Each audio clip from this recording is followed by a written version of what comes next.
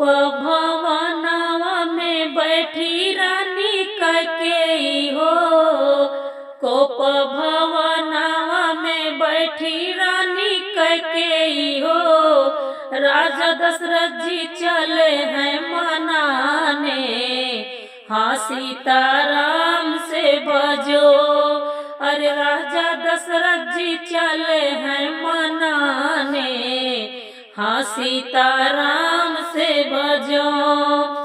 जवन मांगनवा मंगबो रानी तू कैकेयी हो। जवन मांगनवा मंगबो रानी तू कैकेयी हो। उहै मांगन हम देबै, हाँ सीताराम से भजो। उहै मांगन हम देबै, हाँ सीताराम से भजो। इतनी बचन जब सुनी रानी कैकेयी हो। इतनी बचन जब सुनी रानी कैकेयी हो। मन ही मुस्कानी, हाँ सीताराम से भजो। अरे मन ही मुस्कानी, हाँ सीताराम से भजो।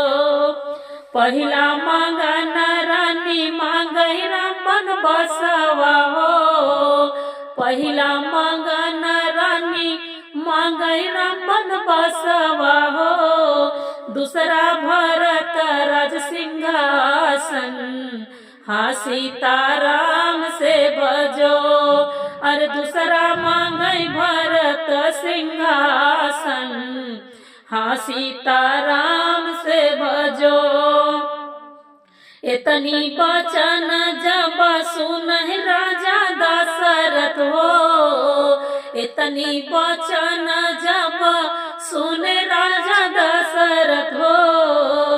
धरती पे गिरे मुरझाई, हाँ सीताराम से भजो। अरे धरती पे गिरे मुरझाई, हाँ सीताराम से बनी।